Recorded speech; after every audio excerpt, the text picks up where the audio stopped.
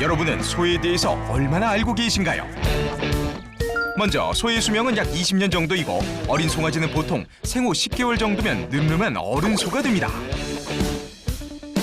소는 전 세계적으로 널리 분포해 있고 여러 종이 있는데요. 대표적으로 뿌리 짧고 크림색의 털을 가진 샤롤레 종과 미국에서 가장 많이 서식하며 뿌리 없고 검은 털을 가진 에버딘 앵거스 종, 그리고 우리나라 젖소의 대부분을 차지하는 홀스타인 종이 있습니다. 그렇다면 우리의 토종소 한우는 어떻게 나눌 수 있을까요? 황소, 칡소, 흑우, 대구로 나눌 수 있습니다. 우리 주변에서 가장 자주 볼 수 있는 황소와 용맹한 호랑이처럼 흑갈색 털빛을 가진 칡소, 그리고 검정색 털빛의 흑우. 특히 제주 흑우는 천연기념물로도 지정되어 있는 귀한 소이기도 합니다. 마지막으로 올해를 대표하는 흰소 백우는 사실 돌연변이 소라는 것을 아시나요? 멜라닌 합성 부족으로 인해 눈, 피부, 털 등 신체의 일부나 전체에 색소가 없는 색소 결핍증을 가진 소라고 하네요. 황색 한우와 같은 계통이지만 일반 황색 한우 부모로부터 백우가 태어날 확률은 무려 100만 분의 1. 특히 올해 신축년을 맞아 지난 1월 경남 함양에서 흰 송아지가 태어났다는 기쁜 소식. 가족들의 사랑을 듬뿍 받으며 쑥쑥 크고 있다고 하네요.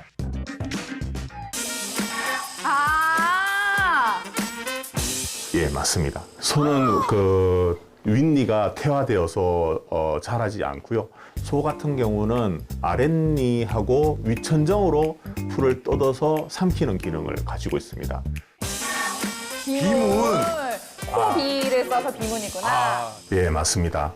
사람의 손가락에 지문이 있듯이 소는 발굽으로 이루어서 소 손가락에는 지문이 없고요.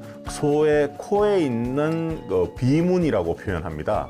코에 나타나는 무늬가 개체마다 사람의 지문처럼 다양하게 나타나기 때문에 똑같은 무늬는 하나도 없습니다. 그래서 소에 있어서 코는 사람의 지문처럼 인식이 되고 있습니다. 유레카!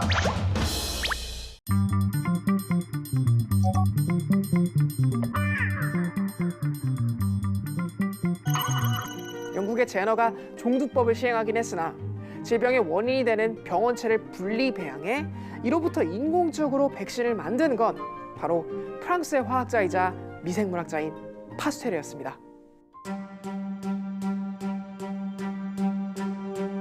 파스테르는 미생물과 질병 사이의 관계에 관심이 많았는데요. 사람에게 특정 질병의 원인으로 의심되는 세균을 찾아내고 이를 따로 추출해 배양하는 일을 중요하게 여겼습니다.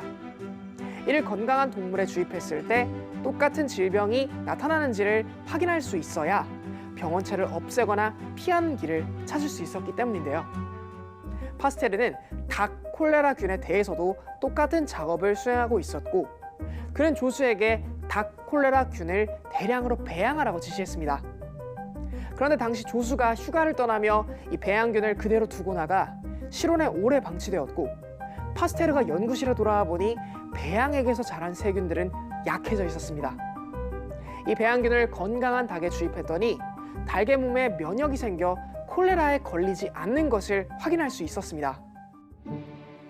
파스테르는 안전하게 질병을 예방할 수 있는 면역의 기본 원리를 발견한 것입니다. 한 번 병을 앓고 나면 내성이 생겨 같은 질병을 다시 앓지 않는 것처럼 이 약화한 병원체가 그런 내성을 키워준다고 생각한 것이죠. 제너는 다른 질병의 병원체를 백신으로 접종한 반면 이 파스테르는 같은 질병의 병원체로 백신을 만들어낸 셈이죠. 유레카!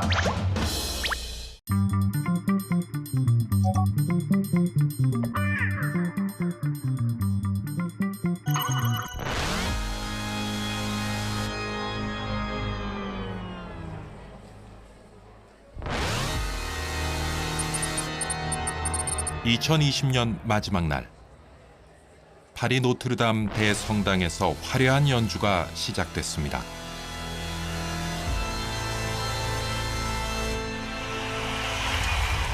그런데 이 공연은 일반 공연이 아닙니다. 전 세계 온라인으로 생중계된 공연.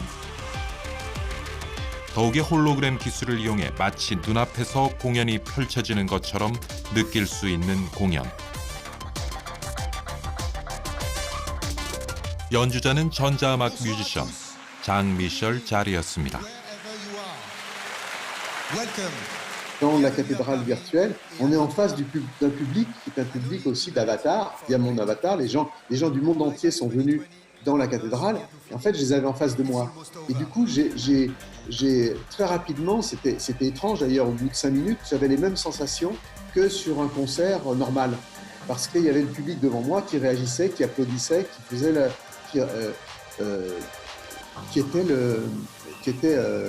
qui réagissait de la même manière. Et moi, j'avais 최첨단 디지털 기술은 완고한 프랑스 공연 예술계를 뒤흔들어 놓았습니다. 문화예술 영역 전반에 걸쳐 지각 변동이 예고되고 있습니다. Donc réellement, nous, on est optimiste. On sent vraiment qu'il y a aussi un attrait. Il y a le monde de la culture, il se rend compte encore plus maintenant du pouvoir du numérique en général. Et donc, les technologies immersives, ça fait bien sûr partie des technologies numériques et ça va vraiment permettre de porter un nouvel élan dans la médiation culturelle. 가상현실을 경험할 수 있는 안경을 착용하고 세계적 인류 문화유산 모나리자를 감상하는 버추얼 프로그램이 등장했습니다. 사람이 다가서자 모나리자가 가까이 다가옵니다. 박물관을 찾아갈 필요가 없습니다. 줄을 서서 멀리 떨어져 감상하는 불편함도 없습니다. 버추얼 프로그램 속 모나리자는 커지기도 하고 작아지기도 하고 부분 확대해서 볼 수도 있습니다. 그리고 움직입니다. J'ai l'impression que tu vas la toucher à touchement. Mais elle est habituée. On la touche.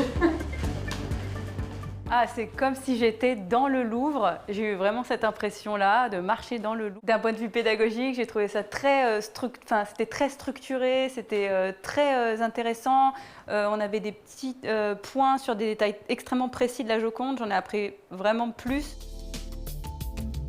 모나리자 프로젝트는 25명의 전문 요원들이 6개월간의 작업 끝에 완성했습니다.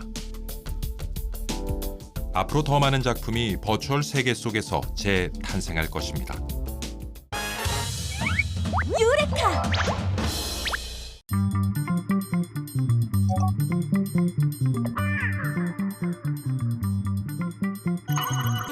그런 물을 풍선에 넣고 터뜨리면 강한 응집력 덕분에 터지는 순간 풍선의 형태를 유지하는 물.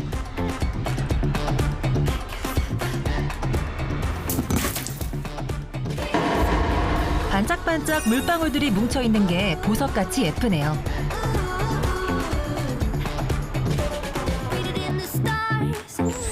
그렇다면 물에 녹지 않은 성질 때문에 늘 물 옆에 붙어 다니는 환상의 듀오. 물과 기름에 기름은 어떤 모습을 보여줄까요? 기름은 대체로 물보다 점성이 강하죠. 점성은 유체 흐름에 대한 내부 저항을 말하는데요. 기름은 물보다 저항이 커서 흩어질 때 더 오래 뭉쳐있게 되는 거죠.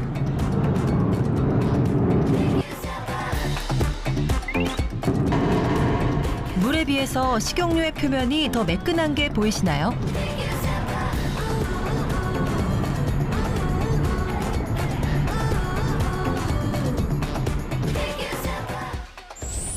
이번에는 일반 식용유보다 훨씬 더 점성이 강한 마요네즈를 준비해봤는데요.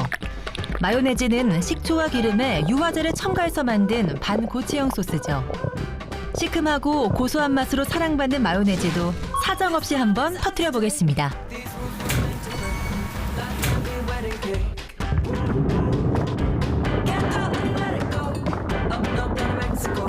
와, 공 같기도 하고 찰떡 같기도 하고 꽤 오랫동안 흐트러짐 없이 원래 형태를 유지하네요.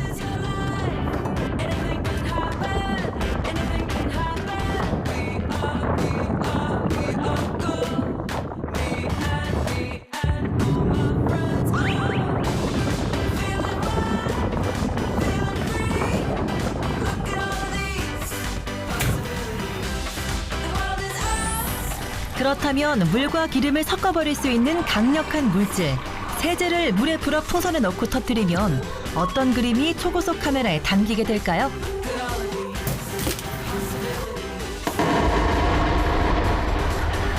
세제는 한 분자 안에 친소성과 침류성을 가지고 있어서 전혀 다른 물질이 만나는 면에서 활성화되는 물질인데요. 세제가 물에 녹으면서 물의 표면 장력을 낮추게 됩니다.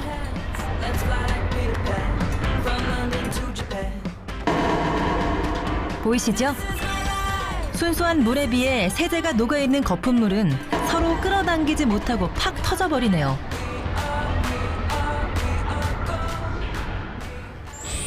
시원하고 알싸하게 탁 쏘는 탄산음료.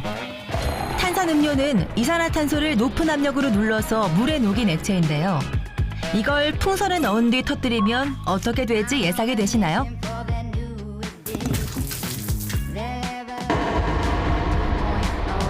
풍선에 갇혀있던 탄산들이 순식간에 사방팔방으로 가출을 해버리네요.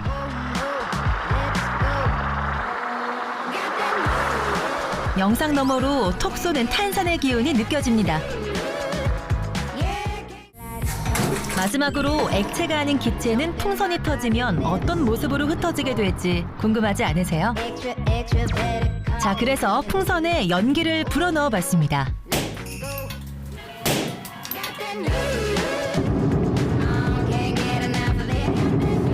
역시나 바람과 함께 사라져버리는군요.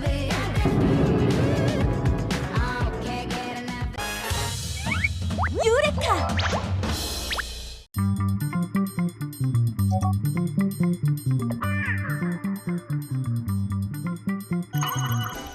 짜잔! 이름하여 발로 밟는 족타면!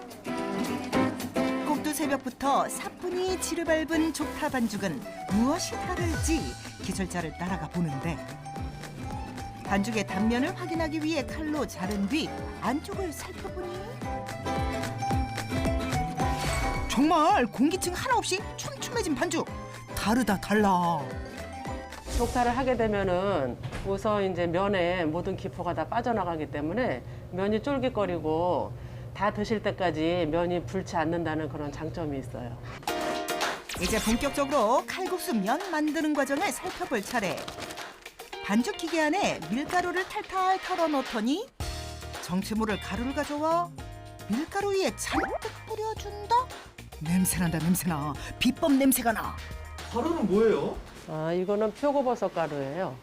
조미료 대신 단맛과 감칠맛이 나라고 표고버섯 가루를 넣고 있어요. 조미료 대신 표고버섯 가루로 건강까지 챙기고 적정량의 소금물을 넣어 반죽 시작. 기본 반죽이 완성됐으면 넓은 공간에서 반죽을 밟아줄 차례. 그런데 발로 밟기 전 기술자가 꼭 신경 쓰는 과정이 있다고. 발로 밟아야 되기 때문에 위생상 비닐을 씌우고 있어요. 이제 남은 일은 반죽을 신명나게 밟아주는 것. 언뜻 보기에는 안 그래 보여도 매일 몇 시간씩 밟는 게 결코 쉬운 일은 아니라는데. 너무 힘들어요. 아까 들어오실 때 보셨지만 진짜 하루에 몇 시간씩 이렇게 그냥 운동을 하기 때문에 진짜 그냥 한 80kg 나가다 10kg씩 그냥 쭉쭉 살이 빠지고 있어요. 진짜요? 족타가 끝난 반죽은 통에 넣은 후 저온 창고에서 3일 이상 숙성시켜야만 진정 밀도 높은 반죽으로 재탄생한단다. 숙성이 끝난 반죽은 제명기에 넣어 여러 번 밀어낸 뒤 곱게 접어 일정한 크기로 잘라주는데 이때 옥수수 전분을 뿌려 반죽끼리 달라붙는 걸 방지해준다고. 그런데 갑자기 예쁘게 잘라놓은 면발을 주무르고 쥐어짜며 인정사정 없이 괴롭히는 기술자. 왜 이렇게 짓눌르세요? 이게 면을 만드는 마지막 과정인데요. 지금 기포를 빼는 과정이 지금 2번 들어가는데 지금 이게 마지막 작업이라고 보시면 돼요. 빨래하듯 면발을 주물러주면 쫄깃함이 극대화될 뿐 아니라 면이 쉽게 끊어지지 않으므로 칼국수를 더욱더 맛있게 먹을 수 있단다. 여기가 칼국수집인지 빨래터인지 헷갈리려던 찰나. 굉장히 꼬들꼬들해졌죠? 기술자의 손을 거쳐 어느덧 꼬불꼬불한 면발로 변신 완료. 한겨울에도 찬물 샤워는 필수 코스라는데 전분가루나 밀가루 날냄새가 나기 때문에 이렇게 찬물에다가 이렇게 씻어줘야 국물이 깔끔하고 맛있어요. 멸치, 황태포, 표고버섯 등 다양한 재료로 육수 진하게 우려낸 뒤 정성스레 만든 면발과 함께 보글보글 한 소끔 끓여내면 손칼국수 완성입니다. 보기만 해도 군침이 솔솔 도는 얼큰 좋다 칼국수 완성. 그야말로 맛이 없을 수가 없는 맛. 유레카!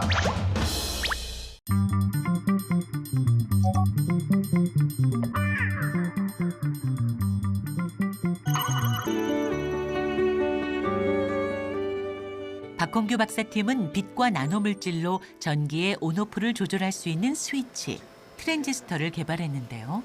실리콘 기판이 과산화수소에 의해서 산화가 되고요. 그렇게 산화된 실리콘이 유리가 되고 유리가 불산에 의해서 녹으면서 실리콘 기판이 점점점 수직으로 깎여 내려가게 되는데 그러면서 수직 방향으로 깎여진 나노선 형태의 나노 구조체가 만들어집니다. 머리카락 모양처럼 가늘고 길게 만든 나노 크기의 구조체를 나노선이라고 얘기합니다.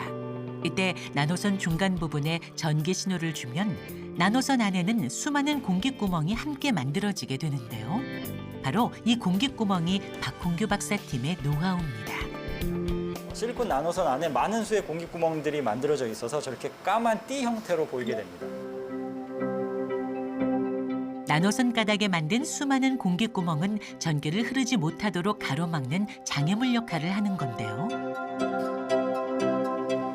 이 한 가닥이 너무 작기 때문에 이 한 가닥을 핀셋으로 집어서 이렇게 저희가 사용할 수는 없고요. 이 전체 그 수직으로 만들어진 나노선을 연도칼로 끊어내서 딱 한 가닥만 사용을 할 겁니다. 이렇게 얻어진 나노선에 마지막으로 플러스 마이너스 전극을 각각 연결해주면 빛 에너지를 쏘았을 때만 전류가 흐르는 나노선 트랜지스터가 만들어집니다. 기존의 나노 트랜지스터 같은 경우에는 복잡한 전자회로를 또 한 대 뭉쳐놓다 보니까 열도 많이 나고 또 동작 효율도 떨어지고 이런 문제점이 있었는데 빛으로 동작하는 나노선 트랜지스터라 파란색 레이저를 쏘아줄 때만 전기가 흐르고 파란색 레이저를 안 쏘아주면 전기가 안 흐르거든요. 훨씬 더 간단한 그런 전자회로를 가지고 기존의 컴퓨터를 대체할 수 있지 않을까라고 생각을 해서 연구를 진행을 합니다. 빛으로 동작하는 나노선 트랜지스터 연구로 2017년 네이처 자매지에 실린 것은 물론 차세대 컴퓨터인 광컴퓨터의 구현 가능성을 제시한 박홍규 박사. 이 연구로 관련상도 많이 받았는데요. 유레카!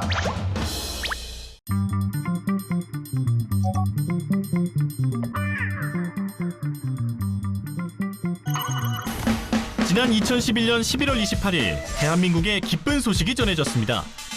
바로 한국 전통무술 택견이 유네스코 인류 무형문화유산으로 등재된 겁니다. 택견은 유려한 몸동작 속에 날렵하고 강렬한 한방을 가지고 있는 무술인데요. 더불어 아주 오랜 역사와 전통을 가지고 있기에 이런 쾌거를 이룬 겁니다. 어제도 오늘도 나는 널 지켜본다. 택견의 역사를 거슬러 올라가다 보면 2000여 년 전 삼국시대에서도 택견의 흔적을 찾아볼 수 있습니다. 지금은 중국 길림성에 있는 옛 고구려 무용총 벽화에 택견의 시초인 고대무의 수박이 그려져 있습니다. 지금까지 명맥이 유지되고 있는 게 정말 대단하죠? 이처럼 오랜 역사를 가지고 있는 택견. 하지만 택견의 발전은 아직도 현재 진행 중입니다. 유레카!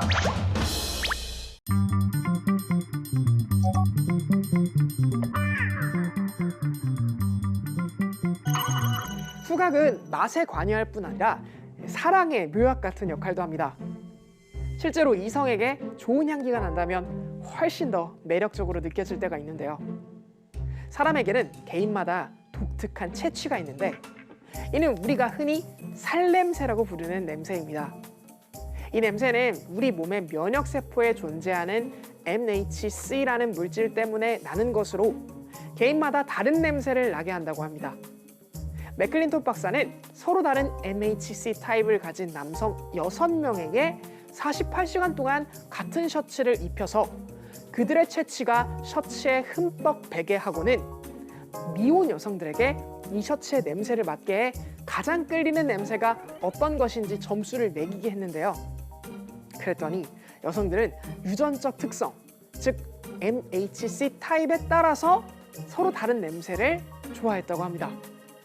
재미있게도 여성 지원자들이 가장 선호하는 냄새는 자신의 아버지의 MHC 타입과 비슷한 남성이었다고 하네요. 즉 우리가 어떤 이를 처음 만났음에도 낯설지 않게 인식하고 그에게 끌리는 이유가 우리 유전자 속에 숨어 있다는 것이고 우리의 후각이 아직도 우리의 삶에 강력한 영향을 미치고 있다는 것을 증명한 것이죠. 유레카!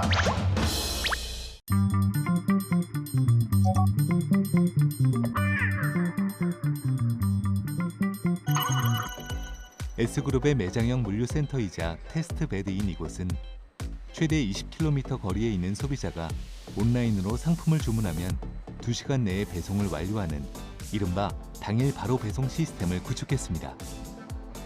소비자들은 이곳에 직접 와서 상품을 구매하거나 온라인 주문 후 매장에서 찾아가거나 집에서 받는 등 3가지 방법으로 쇼핑을 즐길 수 있죠.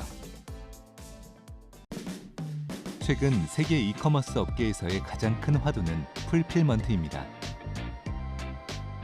풀필먼트는 원래 물류업체가 판매자 대신 주문에 맞춰 제품을 선택하고 배송해주는 고객 주문 이행이라는 뜻의 용어였으나 아마존이 물류창고 명칭을 풀필먼트 센터로 바꾸면서 배송 경쟁력의 화두로 떠오르게 되었죠.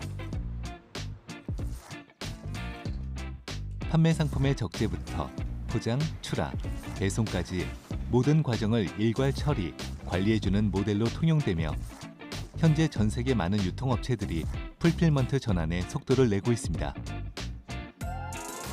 2014년부터 새벽 배송을 전담하는 온라인 전용 물류센터를 운영해오고 있던 이 기업은 풀필먼트의 활약으로 오프라인 유통업계의 불황을 극복할 수 있었는데요.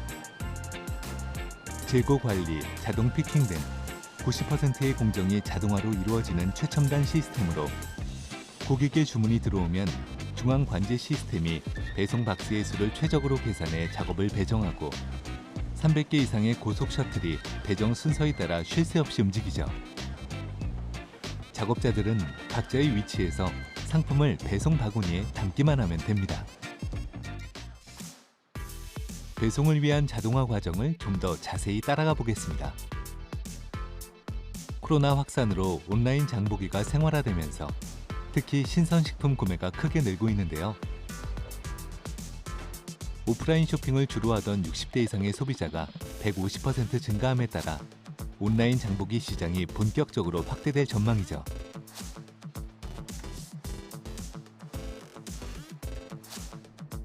고객의 주문이 들어오면 가장 먼저 현장 직원이 해당 상품을 담습니다.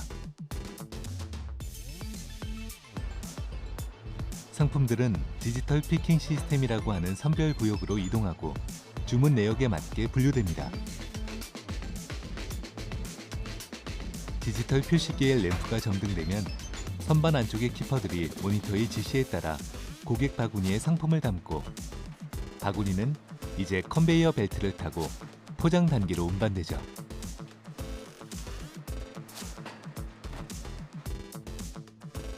컨베이어 벨트는 2.5m 높이의 천장에서 1.4km의 길이로 매장 전체를 둘러싸고 있습니다. 이러한 시스템은 120명의 고객이 주문한 상품을 한 번에 분류해 배송할 수 있으며 기존엔 직원 1명이 1시간에 30건의 상품을 처리할 수 있었지만 전처리 디지털 시스템으로의 전환 후 약 50건을 처리할 수 있게 되었죠. 이것은 상품을 출하하는 공간입니다. 이것의 주요 설비는 시퀀스 버퍼 시스템이고요. 시퀀스 버퍼는 피킹된 바스켓을 배송되어야 할 고객 주소지에 맞게 자동으로 배송 순서를 정리해주는 중요한 설비입니다. 주문에서부터 배송까지 2시간 이내에 이루어지는 디지털 시스템의 혁신. 우리는 시장을 선도하는 이커머스 기업들의 움직임을 주목해야 합니다.